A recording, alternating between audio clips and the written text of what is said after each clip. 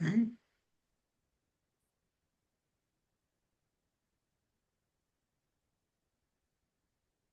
And we are going to begin. Welcome. Good morning. Welcome to the session 4 of the Morehouse College Africa Awareness Week 2026. This morning's session is all about Burkina Faso. Okay. And the title of the session, all of the sessions for this year's Africa Awareness Week have the prefix AFRI, AFRI. Today, this morning, is Afri-Road Map, Burkina Faso's roadmap for the future of Africa. And we have 3 distinguished panelists this morning. The first is Dr. Raymond R. White Sr., who's sitting right here next to me. Dr. White is an urban planner. He's president of White Strategic Services, LLC, and he's the former director of the DeKalb County Department of Planning and Zoning.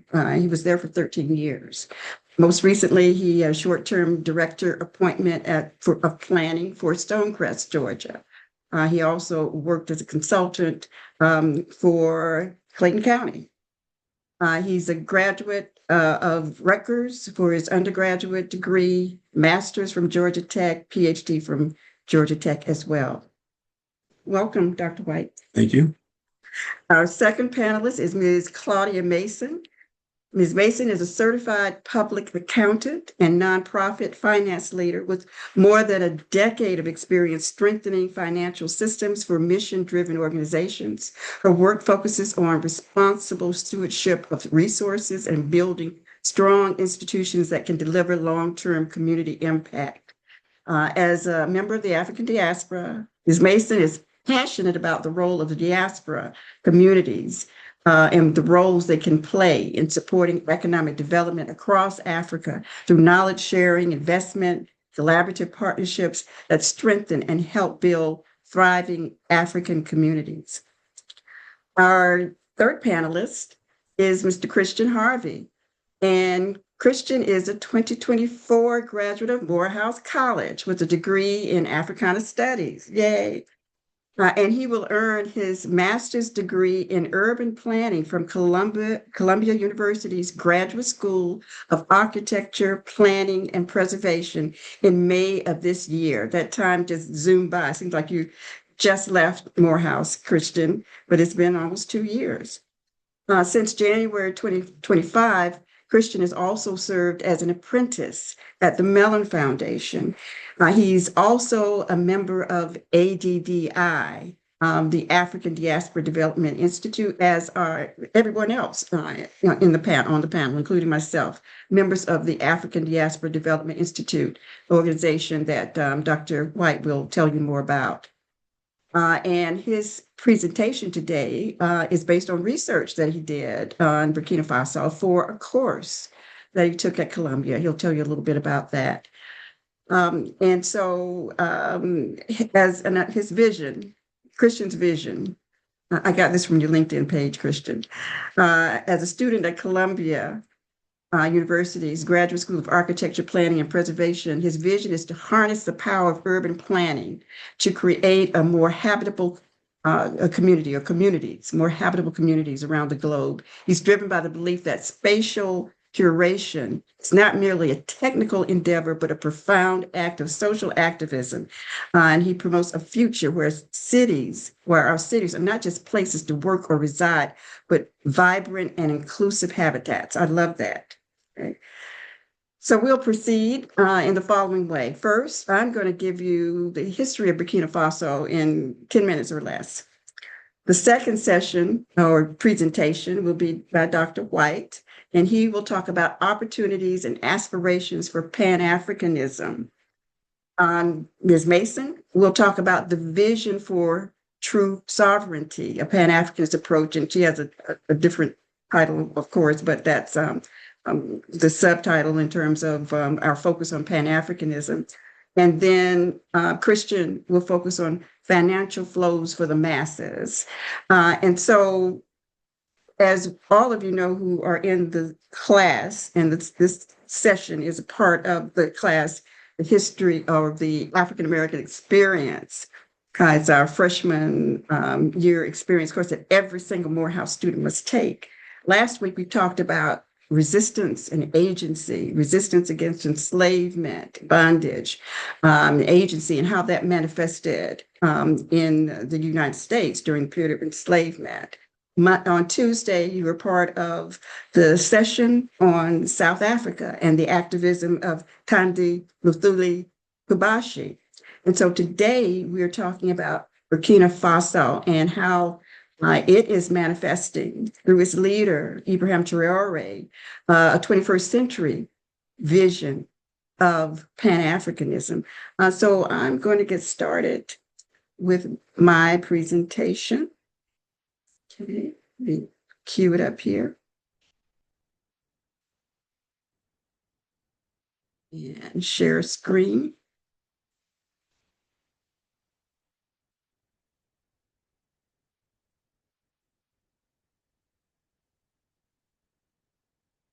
And let's see, the slideshow.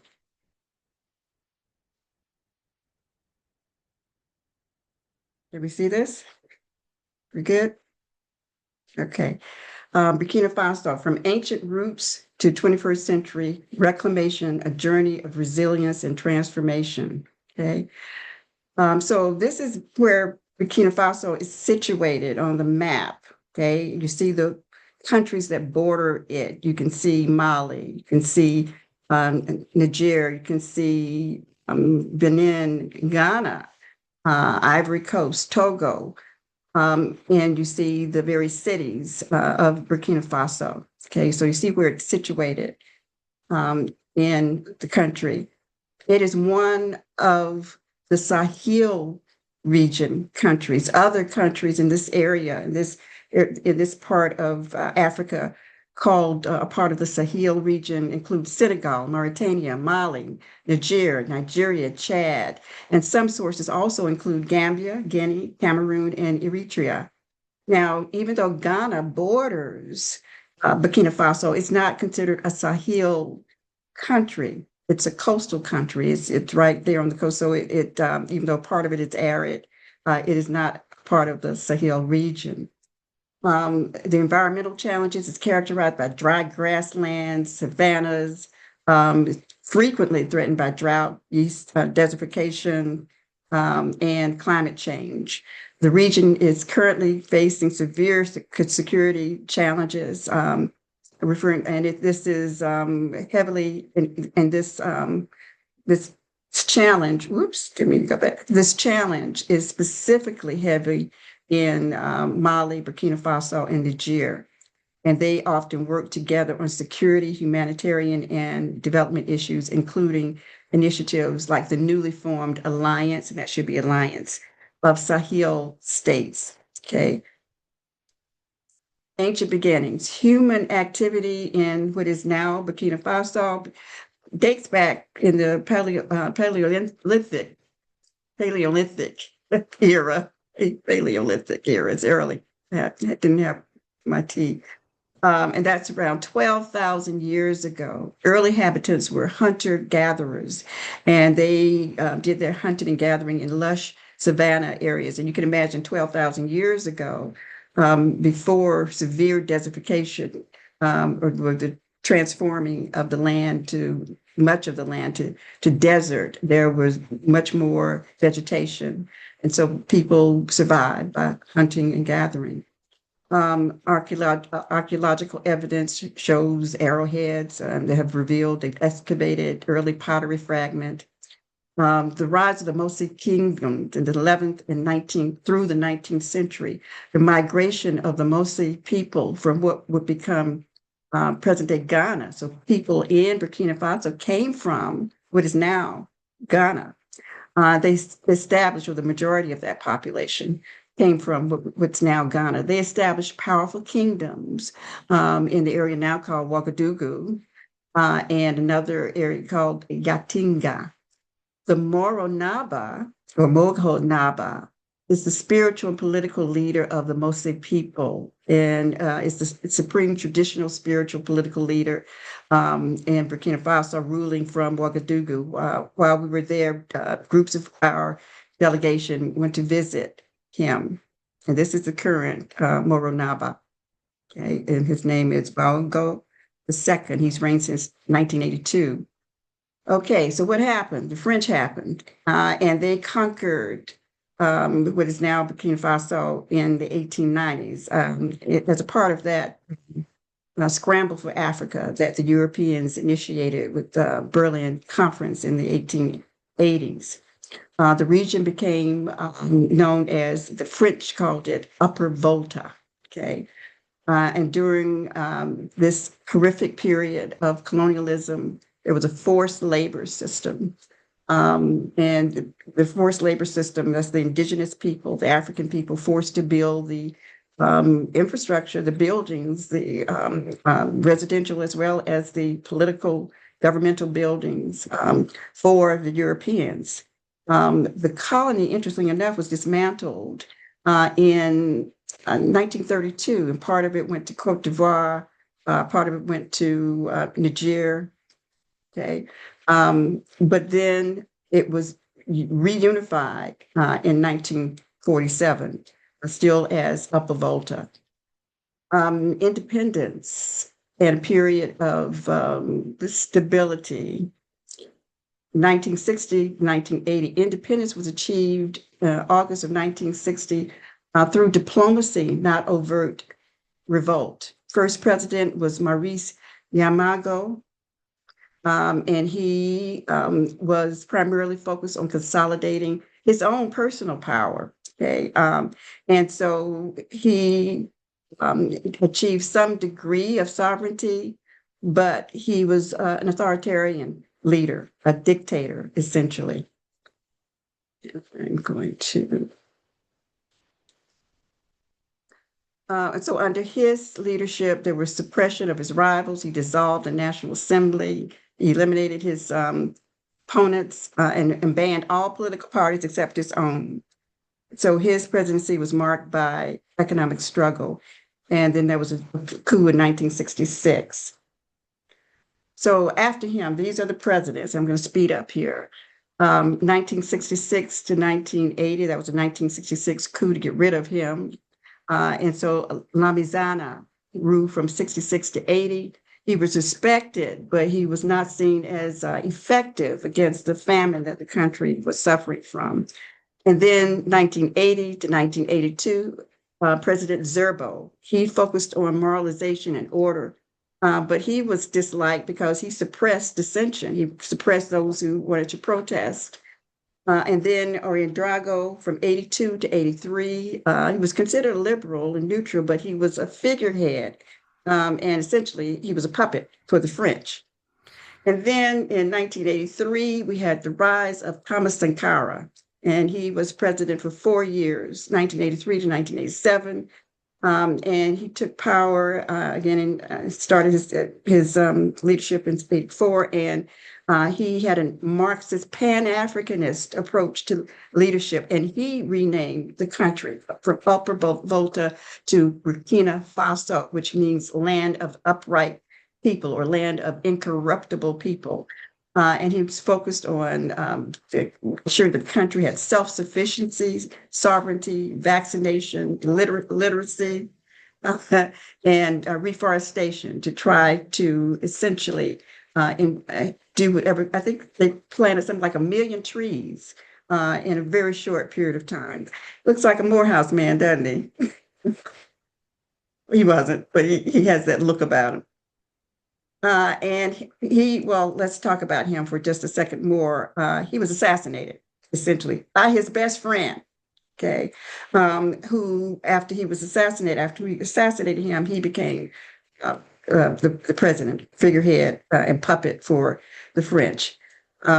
Moving on, fast forward, September 2022, Ibrahim Traore led a bloodless coup okay, against the sitting president, Paul Henry Sangogo Damiba, not Damiba, okay. And so they pushed him out. Bye. He went to Togo. And so at the age of 34, Traore became the youngest head of state on the continent and the youngest head of state in the world. Okay. And during his tenure, he has sought to emulate Thomas Sankara. And so he's brought back that Pan-Africanist spirit. And he is seeking to empower his country to build infrastructure and to reach out to the diaspora to form partnerships. He is very, very good friend and of the founder of the African Diaspora Development Institute, and Dr. White will tell you about what's going on there. But just quickly, and I know I'm taking more time than I should, but just quickly, because it's important to understand Pan-Africanism, beginnings in the 19th century here in this part of the world, the Western Hemisphere, with folk such as Henry Sylvester, go back, 19th century, what happened? Okay, I'm missing some, but anyway, Blyden, W.E.B. Du Bois were some of the, and Martin Delany in the mid 19th century were some of the leaders of Pan-Africanism. They wanted to have a relationship with those on the continent of Africa, and they were actually talking about movements to go back to Africa that early 20th century, the Congress era. And there were Pan-African conferences organized by Henry Sylvester Williams in London, W.E.B. Du Bois between 1919 and 1927. He organized 4 Pan-African conferences.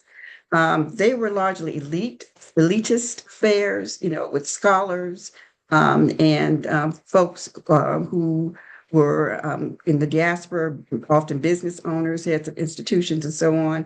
And they focused on petitioning the League of Nations for better conditions under colonialism. So early Pan-Africanism were trying to fight for better conditions within the system of colonization that existed on the continent of Africa. Marcus Garvey led a grassroots movement of Black folk around the world, Universal Negro Improvement Association, and he organized the Back to Africa movement. And of course, that was put down.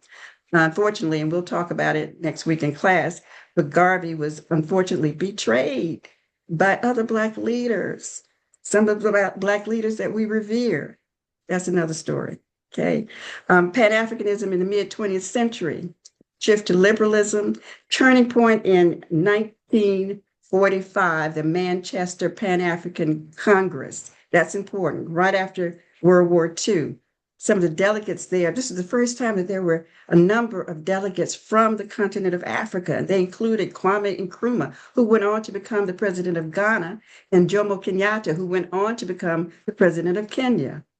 And so the focus switched from reform within the system of colonization to total independence. Okay.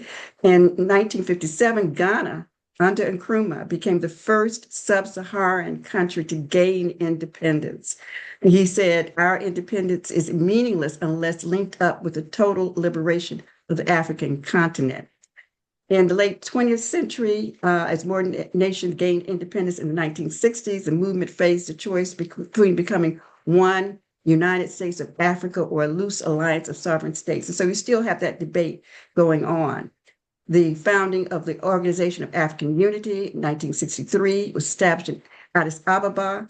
It prioritized, of course, territorial borders as opposed to that dream of a borderless continent. The anti-apartheid struggle in the 70s, which you heard about earlier this week. And so what's happening in the 21st century, and that's what this session is about, as exemplified through the leadership of Ibrahim Traore. So I'm stopping here. I know I went way over.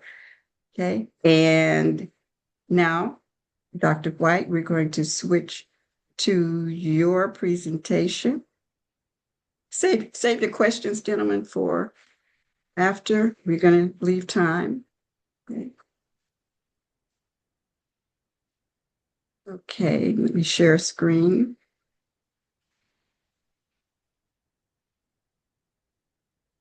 And you can change the screen for me as we move forward. Yeah, I'll do that. Okay. Okay. All right. Are we prepared?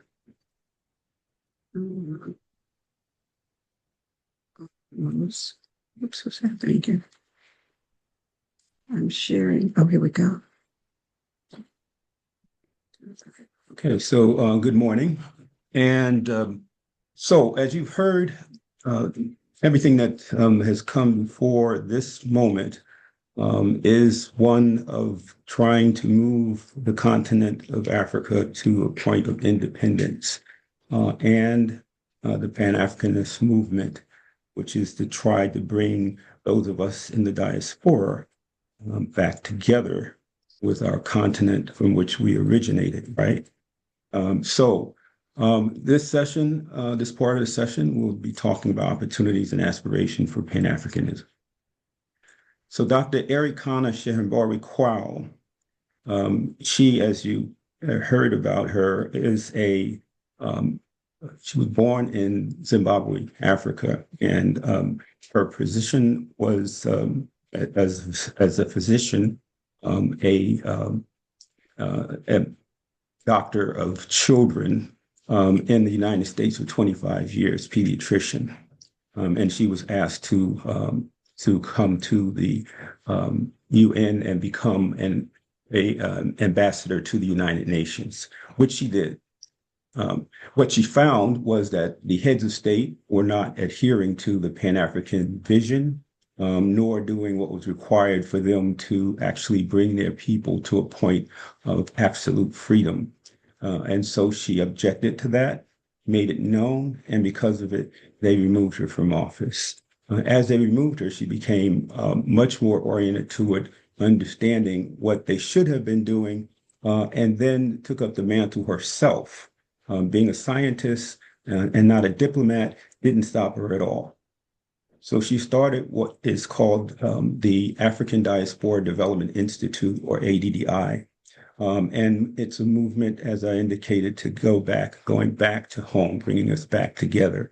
And so we had gone, those of us who understood this, by actually becoming knowledgeable on our own. We're not taught in our academic or preparation, or even through our civilization here in the West and other places in the diaspora, what it is that we should know about ourselves and where we should be in that regard. So this organization was designed to do that, to bring Africa to the world and the world to Africa, essentially.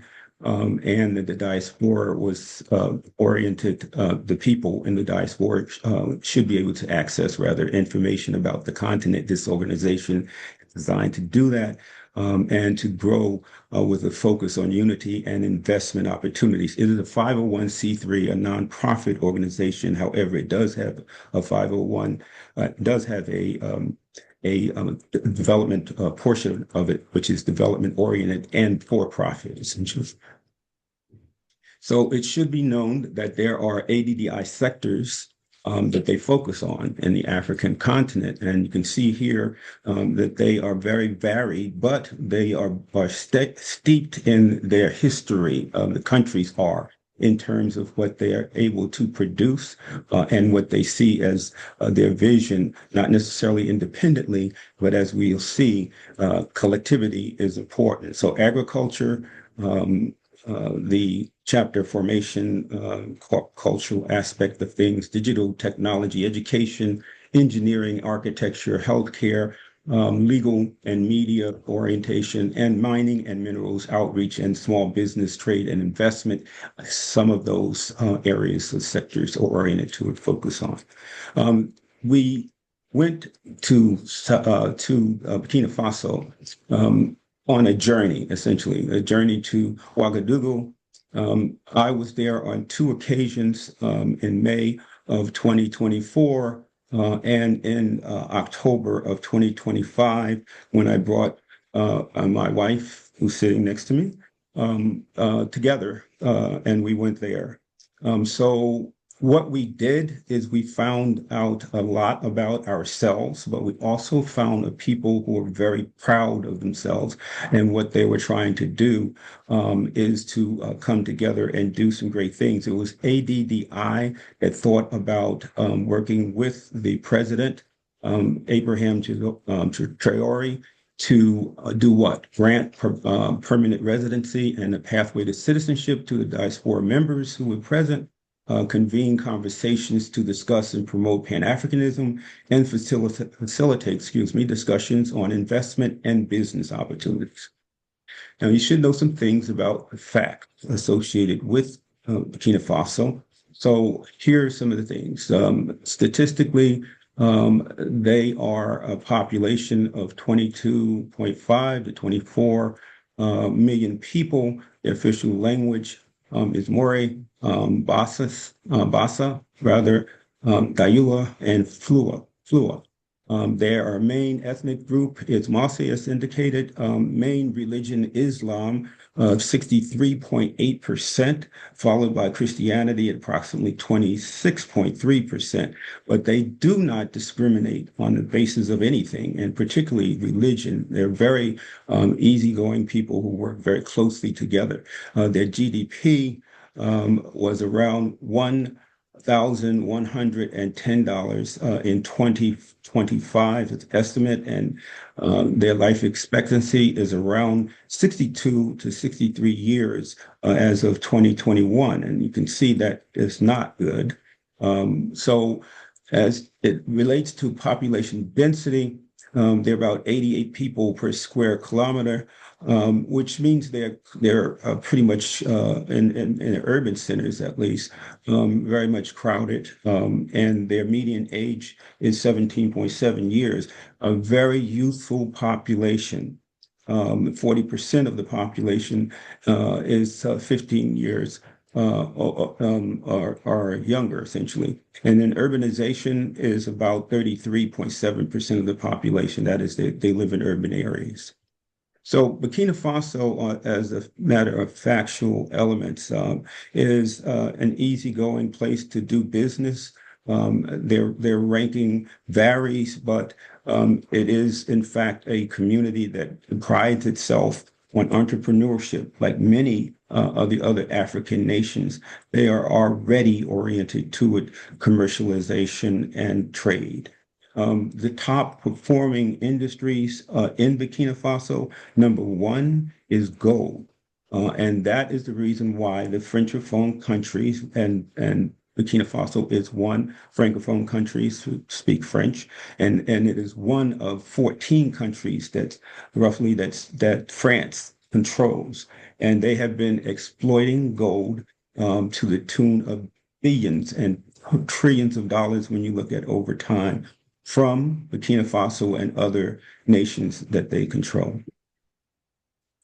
So we were in Burkina Faso for 2 weeks at a time. We saw a lot about the people. We saw the people in their glory. We saw them in urban centers. We visited them in villages. They are all welcoming us. They look forward to seeing us in the diaspora. I should add to you, for each of you, that the African continent is asking, where are the African Americans? Where are the people who are in the diaspora who have the result of the brain drain and have such expertise that they can bring it back and help to build the continent of Africa, to create one nation of Africa, which is not what the former colonists want ever to see happen. But that is what they are seeing. When you walk down the streets, they appreciate you and they speak to you in kindness and embrace you, but they need our assistance. And so education partnership is one area that we concentrate in. There's the development of a digital Pan-African Academy in partnership with the Sahel Academy. That is that we, from the diaspora, and you can see some of us there, myself and Clarissa, and there's Robert and Max, who are part of the development of an academy for AI.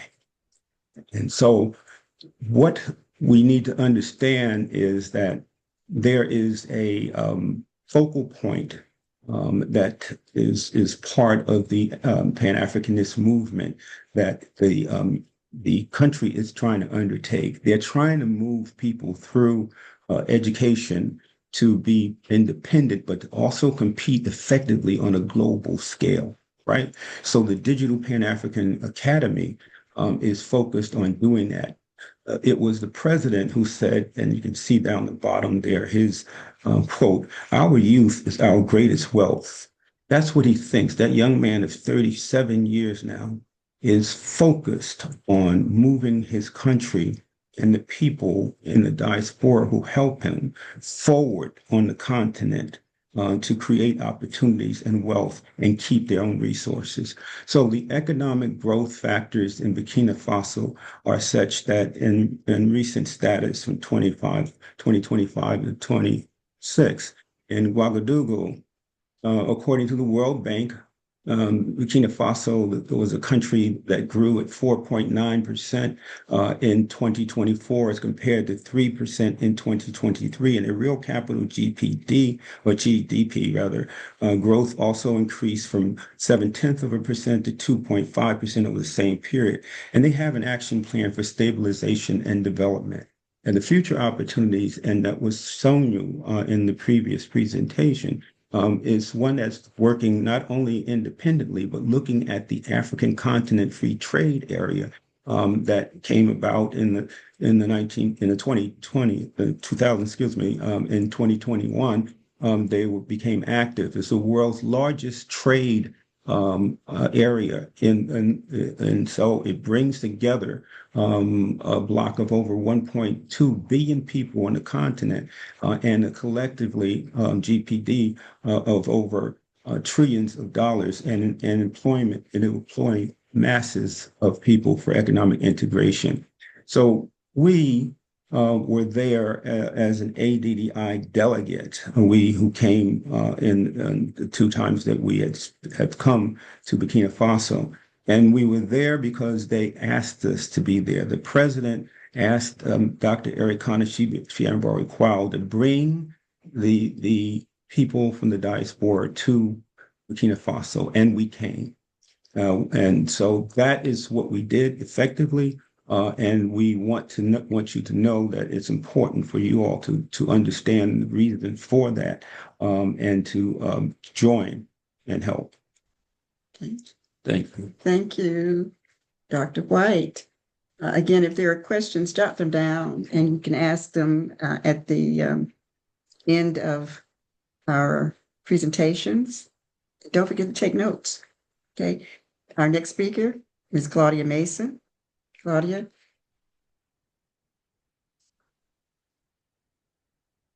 You're muted, Claudia. All right. Sorry about that. Thank you, Dr. Clarissa, for inviting me here and allowing me to share my perspective. I really appreciate it. I met Ray in 2024 in Burkina Faso. So I was there, and I don't know why he doesn't have me in any of these pictures, but okay. I forgive you, Ray. So I wanted to just talk about what we as the diaspora can do or should do to participate in the development of the continent of Africa. All right. Okay, sorry, my slide wasn't advancing there. So Burkina Faso is in the same situation like most of the African countries in that they need to industrialize their economies so that they can increase their employment and eradicate poverty. So we hear this a lot, but it is really true. And so industrialization is the key, and that's something that we all should think about as we think about how we can participate and play a role in the development of the continent. So we heard conversations about them trying to have genuine independence, genuine sovereignty, which you can't have without physical security, and it's an issue that they deal with every day. Food security, and even their currency. Maybe the business students will be interesting for you to look into the CFA franc and how France uses that scheme to take, people estimate 500 billion, B as in boy, each year from these so-called poor countries. It'll be an interesting topic, I think, for somebody to look into, how when you don't have control over your currency and your central bank is literally in another person's country and in their control, and you can only have access to a certain amount of it. And if you want access to the rest of it, you have to borrow it at market rates. I mean, it is really insidious. Also, they have to, and they have embraced capitalism. They're trying to open their economy to everyone. And so they want to, we have to build, capitalism is important. And in my perspective, that it needs to work on behalf of the masses. You can study China and see how this is working for them. Their economy works for the masses, and they move as one. So if we, as the diaspora, doesn't go to Africa and find a way to invest, then they tend to go back to the old trappings of the IMF, the World Bank, and these Western private capital group, the Black Rocks, so on and so forth. And so this, it undermines their independence. These people, we can see all of the examples in the past, how they destabilize these countries just so they can loot and take the resources out. So we know, and I am not a conspiracy theorist, but we know, you can see it if you read history, and you can see it happening, that they have these movements in place for a long time, whether you look at the Fabian Society or you look at the roundtable groups that Cecil Rhodes and his colleagues tried to put in place, that's still in place. And one of them is called the Council for Foreign Relations. That's the United States arm of it. It evolved into that. So you can, these are all interesting topics that you all can look into, but they're moving towards like a one world government and a one world currency. And I used to be someone who thought that, we should have, one currency maybe in West Africa, but I'm like kind of backing off from that now, because you can imagine it would be so easy for them to consolidate 14 countries if they have the right puppets in place. So really, I think you should have your own currency, and it's important for preserving and building your sovereignty. And this is the big reason why you see so much opposition to the alternative platform that countries want to use to settle their international settlements, BRICS. And the power behind the US currency is that they have forced demand for their currency. It is the world reserve currency. If you want to buy oil from the Middle East, you have to use the dollar. And if you want to settle your international settlements, you have to use the dollar. So it was like forcing folks to continually buy their currency, because there's nothing behind it. It would be fantastic if we saw even, one African country with their resources backing their currency. The Gold Coast, why you can't get gold when you go to the Gold Coast. It's very odd. You go to Ghana and it's just odd. Their currency is not backed by gold. They don't even own most of the gold. So, there's a document that Dr. Arikana talks about, the Pact for the Continuation of Colonization in Africa. If you guys get a chance, wonderful papers that you could do out of that.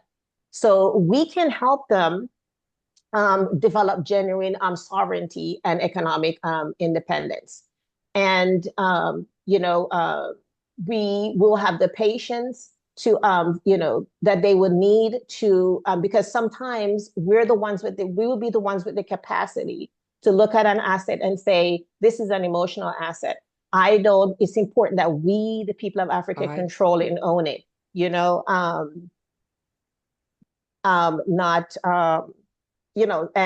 we don't earn all of the maximum return, et cetera, et cetera. So just want to point out, the continent is one of the last ones to develop, and is going to develop whether or not we participate in it. When you travel to Africa and you go on the plains, you will see most of the people do not look like us. So why is everybody going there? And it just, have to make you wonder, because anti-Blackness is comprehensive and it's global. So just to talk about the strength in numbers, and that we can all participate with minimal risk. The amount of money that we waste on coffee, cosmetics, and things that we don't really need, and we're passively powering other people's economies. What we spend on clothes and things like that. If we were to collectively put that together, we could really help with significantly, because 100,000 of us, $25 per week is really like $120 million in a year. And if it's a million of us now, we're saying 1.2. But so we just really need to think about participating in it, and how we can go about doing that. The institutions are not in place. That's why there's so many opportunities there for us to help them develop, go in business. The institutions isn't there for the transfer of funds, the custody, the tracking, the administration, all of that, the things that work so seamlessly in the US. But it's an opportunity for us to put those things in and help with the development. We're not doing them a favor. It's this is an investment. You can make the same or more, most of the time more, a higher return if we were to take our little, a coffee, buy a coffee for Africa, $25 a week, and help with the development of our ancestral land. So this is my perspective on what I wanted to talk about. How we can think about these structures, how we can put our monies together. The masses, it's minimize the risk, but it will be powerful in the end, and what we can do to help them to develop without having to go back into the arms of the devil, so to speak, because we know how those people work and how they have worked. We've seen the stories. So that's the perspective that I wanted to share with you all today. And I hope you get inspired, and maybe I can connect with Christian or someone else so we could see what it is that we could do, even something small. I think Ray touched on they are an agro economy right now. So something as simple as an agro-industrial park, because even they farm, but so much of their food is wasted because they don't have facilities to process, package, and store their food. They don't even produce one chicken per person per year. So they see it's like, so many opportunities, and we need to go there and see how we can do our little part to help them to advance.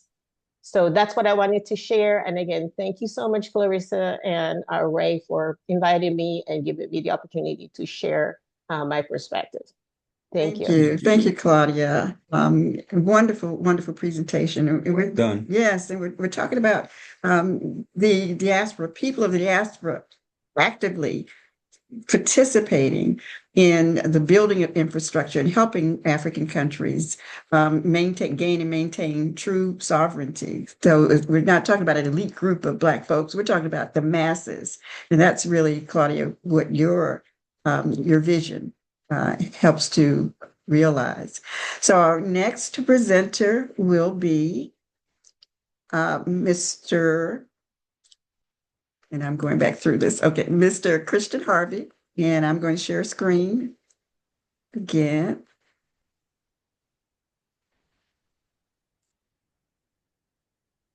Okay, Christian. Okay. Good afternoon, everyone. Today I'll walk through my paper, which explores one central question. It's how can remittances and cash transfers be better structured to support long-term development in Burkina Faso?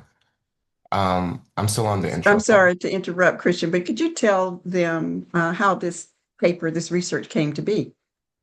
I took a course called Finance for the World's Poorest by Jeffrey Ash in Columbia University's SIPA.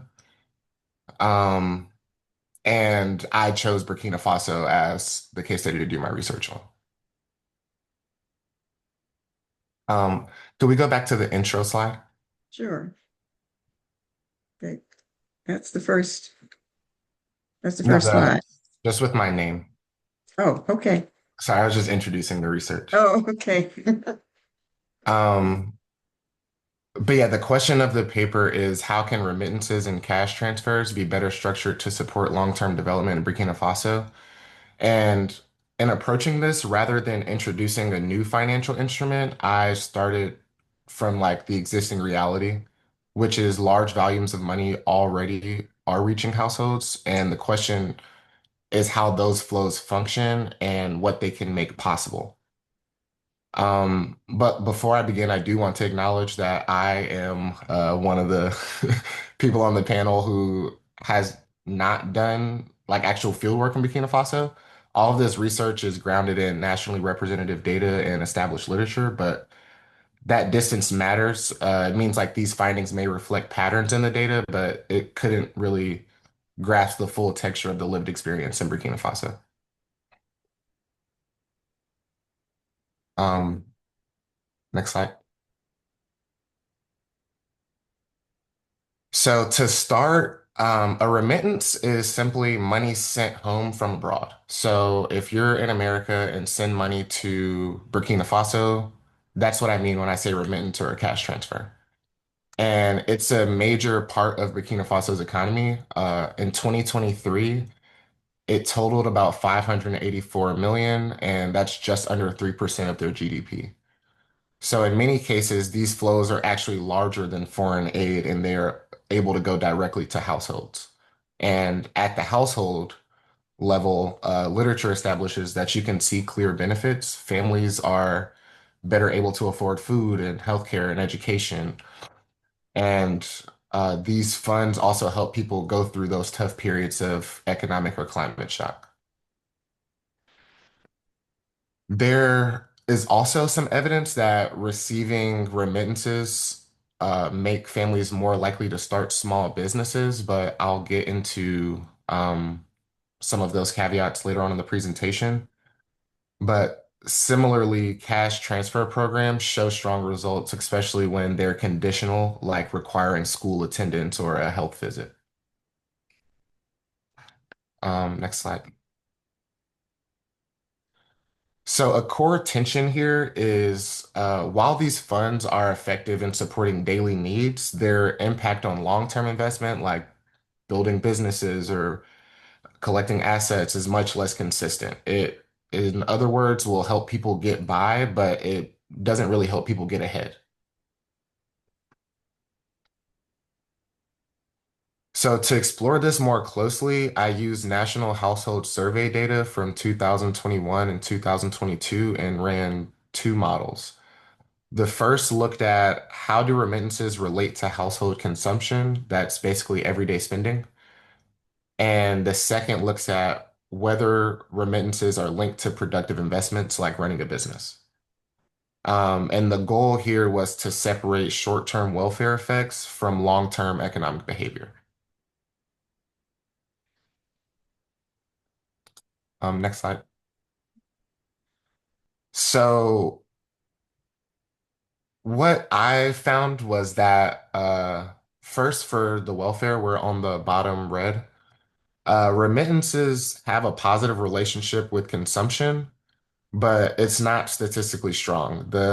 It suggests other factors are also at play. We also see that access to mobile money, like electronic transfers, may help improve this, but that also aligns with broader research on digital finance, which I wouldn't really be able to speak to. The more striking result is on investment in my eyes. The remittances explain almost none of the variation in whether households invest or run enterprises. So even when the relationship exists, it's extremely small. And the takeaway is that remittances are not a strong enough driver of productive investment on their own. So like, how do we interpret this? The evidence shows that households are generally using money responsibly and mainly for essential needs. There's little indication that funds are being wasted, so the issue isn't about behavior or poor decision making. Instead, it's something deeper. It's a structural constraint. Um, and there are several barriers that make it hard to turn money into investment. Financial access is actually declining partially due to instability, but more so due to limited infrastructure. People often have to travel to access financial services, and many of them lack formal identification, which blocks access to banking systems. and broader political and security challenges that, have been talked about, like disrupt the services altogether. So even if households have the money, the systems around them makes it hard to put that money to use productively. So given this paper proposes a more grounded way of thinking about development. Financial flows only lead to long-term impact when paired with strong systems. And there are three key pieces here. In looking at Western Union data, I believe lowering transaction costs so people can keep more of their money is essential. Using incentives like conditional transfers tied to education and health visits is essential. And connecting funds to local institutions like your Rosca saving groups. And yeah, really what Claudia was mentioning, the everybody saving $25 a week is more of a local institution that needs investment. So there's some what I believe to be promising evidence here, but it's very context specific.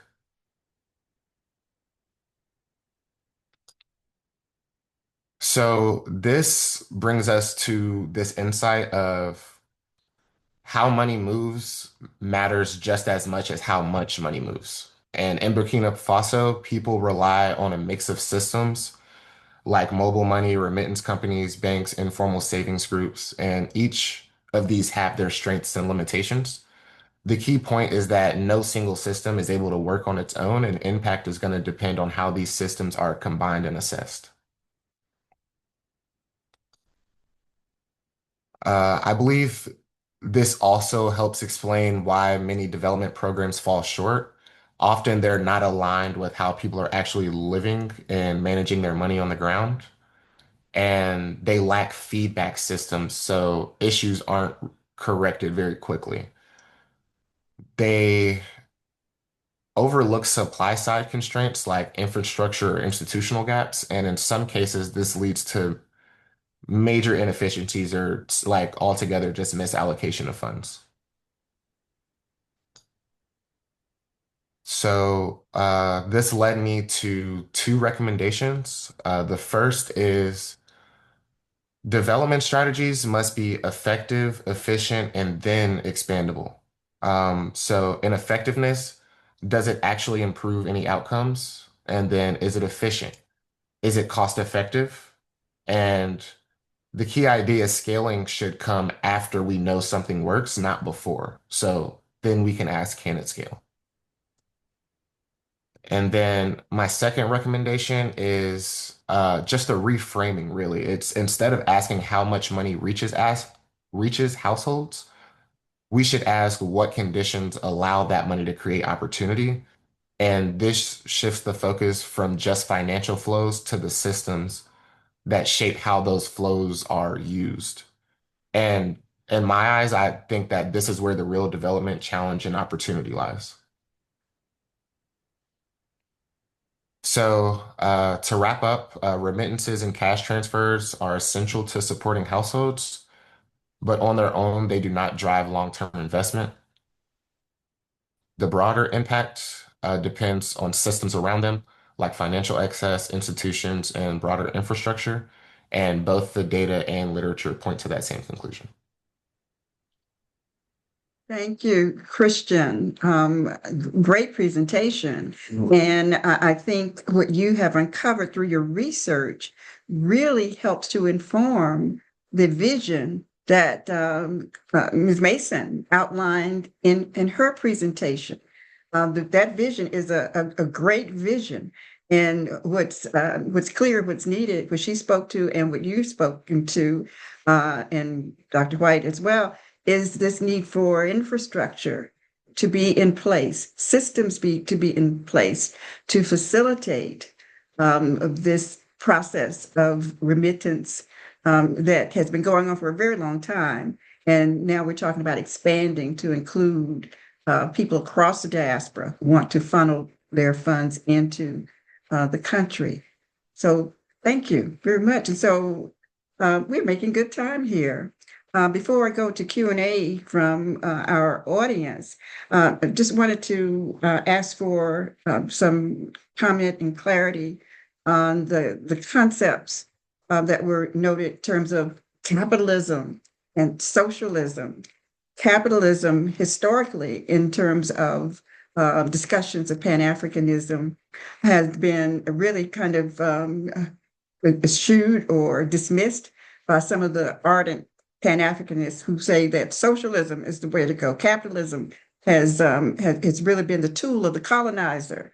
But as we know, as was pointed out, China has been very effective at integrating capitalism with their form of socialism, communism. And regardless of what you want to say about China, they're imperialists too, as we know, but they were able to pull that country. Pull is building the people out of masses, generally out of poverty. And so, are we talking about a different form? If you could elaborate on that form of capitalism we're talking about, and even a different form of socialism that's more informed by an African perspective of communalism, as opposed to the European version of that concept? Well, Anybody? are you talking to me or Yes, someone? yes, sure. I'm sorry. If you're not, I can go back on mute. No, No, no, it's me. please, Okay, okay. We please. want to be on the hot seat. But Mhm. China came on their journey like 1979 or 1978, believe it or not. And they have pulled 800 million people out of poverty. And even though their GDP has grown about the same percentage as the US, did the US pull that many people out of poverty? Do they have really health care for most of the people at a reasonable price or no cost at all? No. So the money has concentrated in the hands of a few. Yeah, the US has grown a lot, but the money did not sprinkle down in any proportionate way to the masses.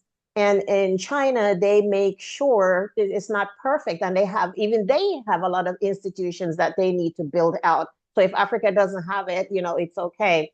A lot of their financial institutions, they haven't completely opened their country to outsiders. For example, they're in Africa mining, mining, mining, the irony of it, and only Chinese companies and government-run entities can mine in China. You cannot be an outsider and go there and mine their minerals.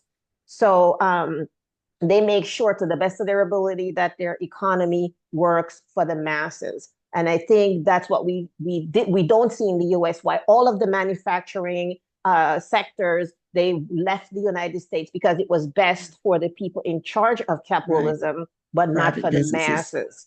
Exactly. And so that's why we are where we are. There's so much money in the hands of a few. And that's why we see private equity causing all of the carnage that we see in this country, buying up the houses, buying this up, destroying the healthcare system, all of that. I mean, if you have $1 million every day to spend, I mean, how many times can you go to Paris for lunch, and how many pairs of pants can you buy? These people just have too much money in the hands of a few, and that's what's going on. So I think you have to have capitalism, but it should be monitored and make sure that it works for the masses. And yes, some of us are going to have more money than others, and that's okay. Because if you came up with the better mousetrap, you should make more than me who help you to sell the mousetrap. But then we talk about proportionality. How much of the money that I help you to generate should you flow down? So those are the types of things that people don't address in capitalism. It's just, you can't just let it run rapid and just benefit equitable distribution of the wealth. Yes, it's necessary. Thank you. Any other comments? Well, Shirley, I think one of the things that we have to bear in mind and seriously understand is that there's a global move afoot on the part of Eastern countries in the world, global North, if you will, to global North to constrain the global South from really gaining growth and independence, and ultimately threatening this so-called superiority and domination, which is a myth.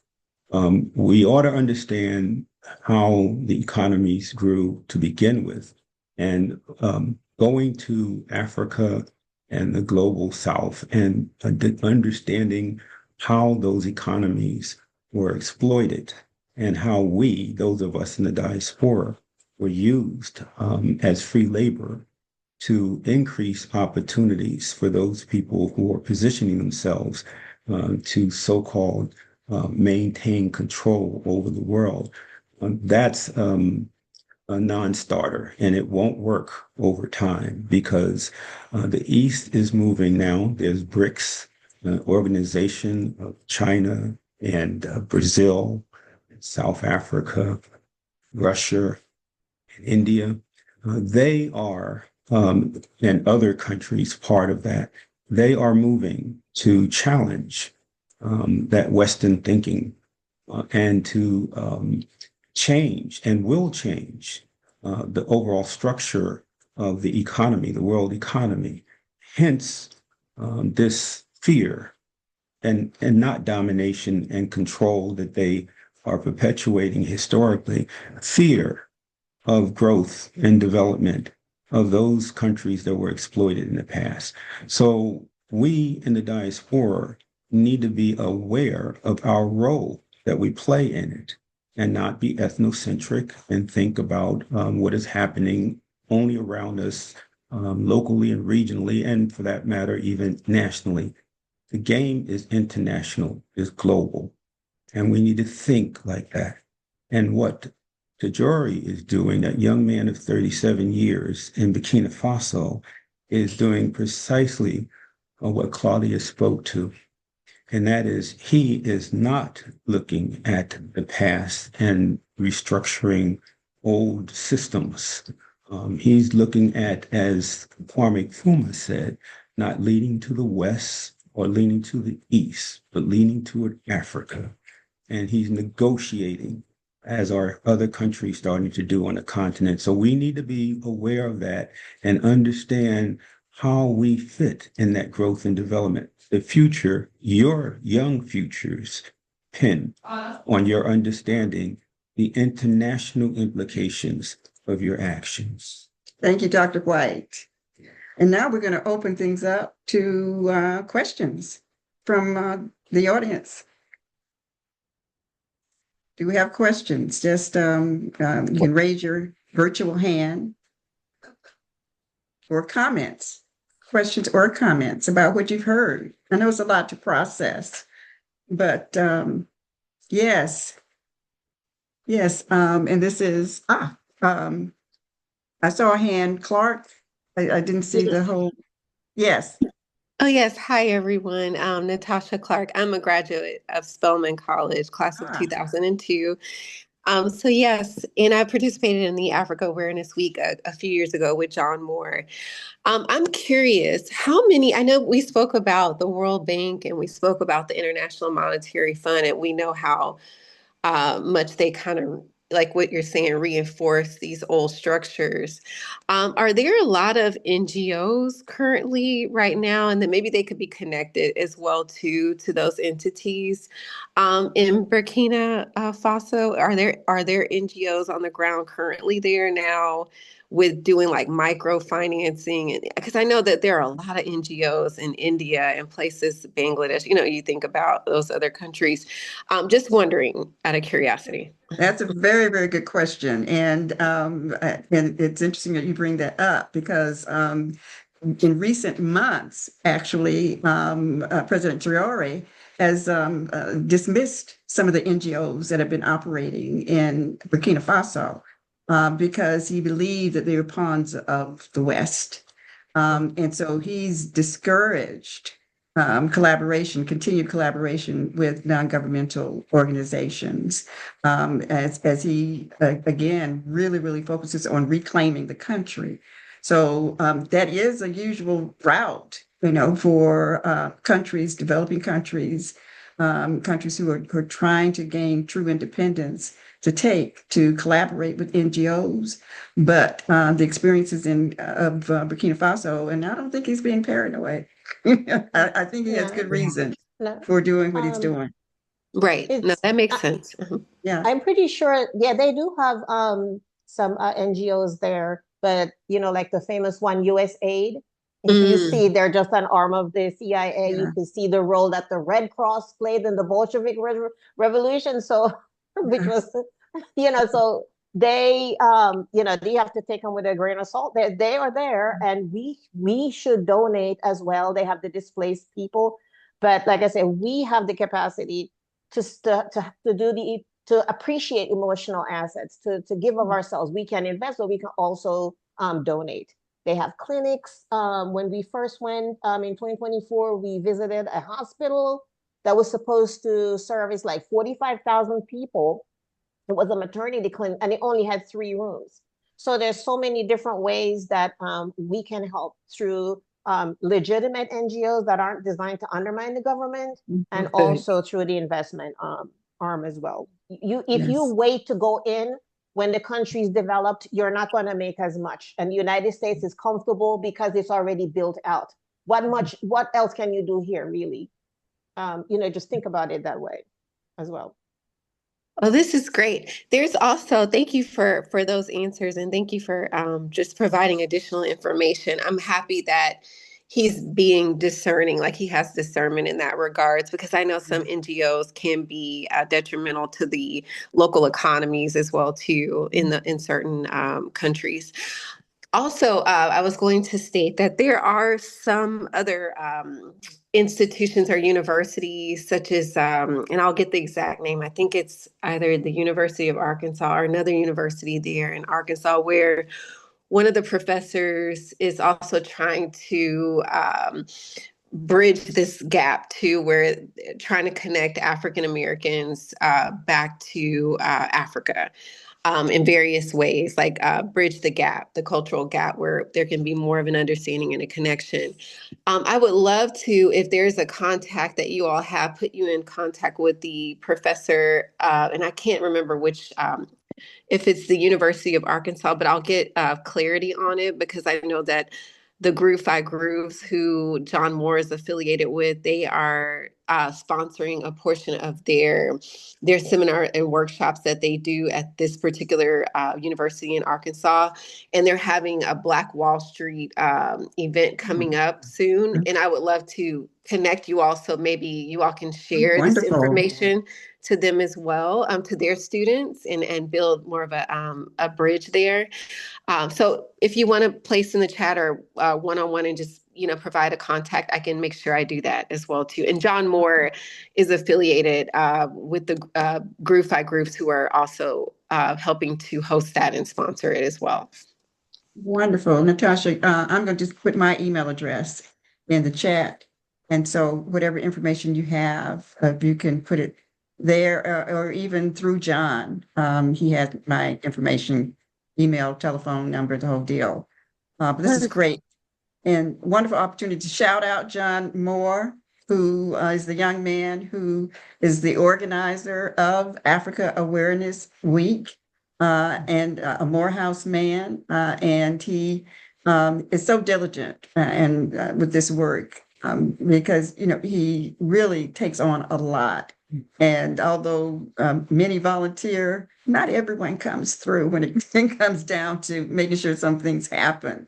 So in many, many respects, it's almost a one-man show in terms of the organizing aspect of it. So kudos to John.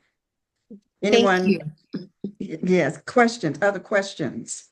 We have, oh gosh, we only have 6 minutes for comments.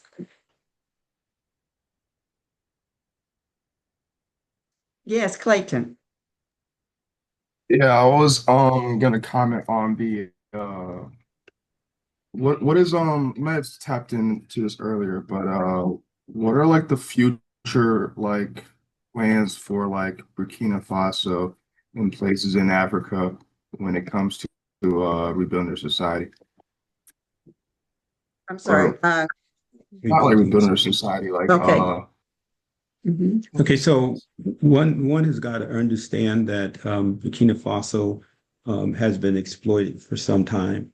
And as we mentioned, they have tremendous gold reserves, right? So the president has moved the French out, has taken over nationalized the gold mining, and is building their own smelting industries to be able to produce their own bullion, gold bullion, and market it themselves. Proceeds from which they will take and build out, as they're doing as we speak, their infrastructure.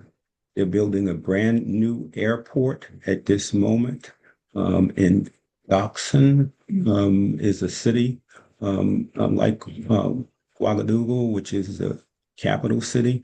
It was in close proximity to the capital city.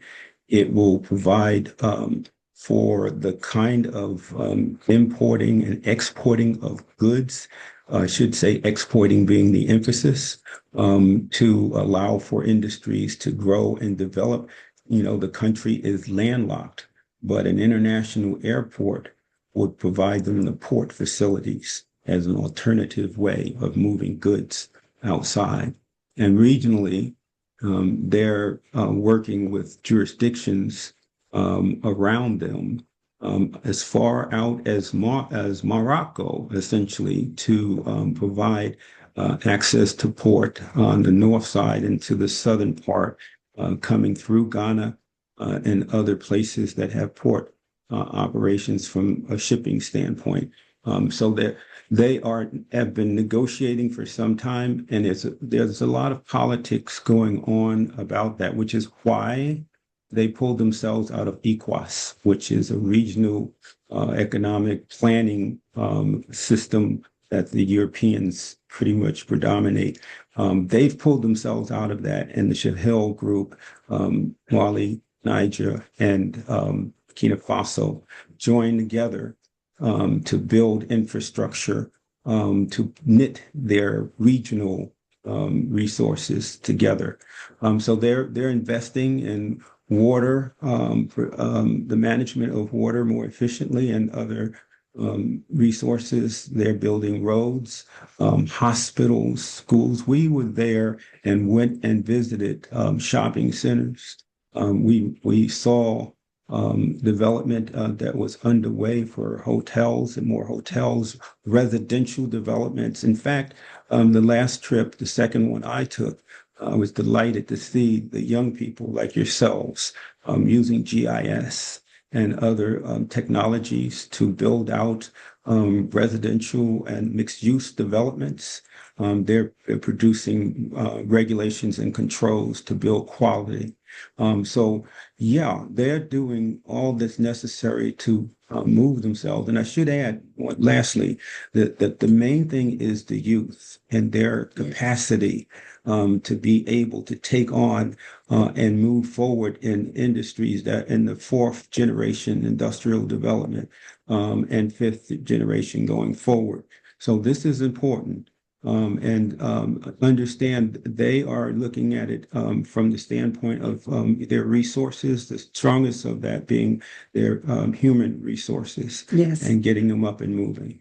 Amen. So 1 minute to go. So to wrap this up. Can I just add Oh, go something ahead, there? Claudia, please. I am a big proponent of them, of the people owning and controlling their natural resources, because interestingly enough, Burkina Faso, I think, is number 4 in terms of gold production on the continent, but they will generate more money internally than Ghana, who is number 1, because they own some of their gold mines. Because Yes.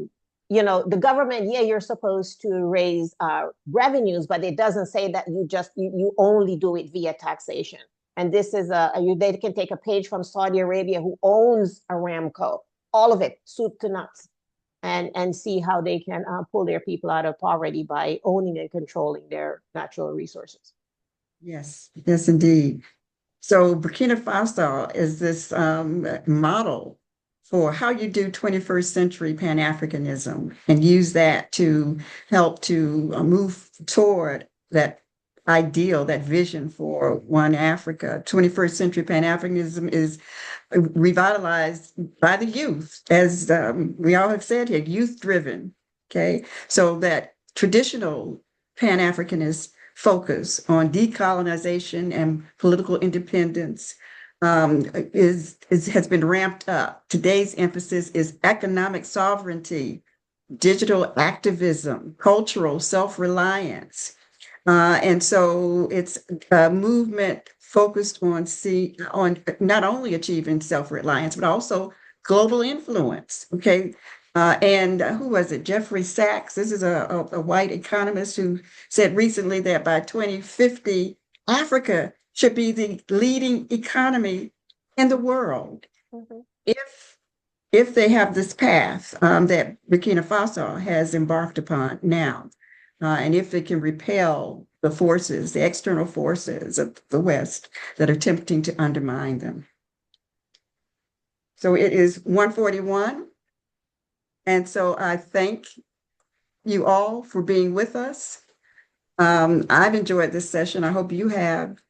I thank our panelists, Dr. White, Ms. Mason, Mr. Christian Harvey. So proud of you, Christian. Thank you. Yes. And class, we will have a discussion on Tuesday about what you've heard this week in our two sessions, and we'll tie it to my discussion of paths toward freedom. So have a great weekend, everyone. Thank you for joining us. And I did get attendance, by the way. I took a photo of a participants list. Thank you all. All right. Take care. Thank you. Thank you. you. Dr. Harris, can I ask you a question? Yes. Who's that? This is Clayton. Clayton. Yes, Clayton. I was asking a question when we can like meet one-on-one. We haven't been able to do that for quite some time. Yes. Uh, Okay. So I tell you what, shoot me an email and I'll respond immediately. And in fact, if you are available at 11, you have time at 11 o'clock? 11 o'clock. I can do like 11:30. Okay, let's do 11:30. Okay. And we can meet here in this Zoom room, 11:30. Okay, cool. Okay. All right. Take care. You Dr. too. Harris. Thank you. Yes, Freddie. Hi, this is No, it's Stefan. not Freddie. It's Stefan. Yes, Stefan, yeah. Stefan. Yeah, I'm sorry for being a little late. My computer was acting up a little bit. Yeah, I'm sorry. I was like maybe Mhm. 5 minutes late. I'm sorry. I didn't even. That's okay. I took a photo of participants list, so I got everybody who was Okay. in the room. Uh-huh. Okay. Thank you. All right. Have a great day. Oh, were you able to submit? Stefan, did you understand what you needed to do? Yeah, I sent you an email. Yeah, I had to submit it a little late for reasons. And I Yeah. extended that deadline to Wednesday night, so you're Yeah. okay. Okay, I look forward Yes. to looking at what you've submitted. All right. Thank you. Have a great day. You too. Freddie, I see you're still with us. You have something to say? A question? Or you just have your camera on and went away doing something else? Okay. I think that's it. So there he is. Freddie, did you have a question? No, ma'am. Okay. Take care. I'll see you on Tuesday. Okay. Okay, bye-bye.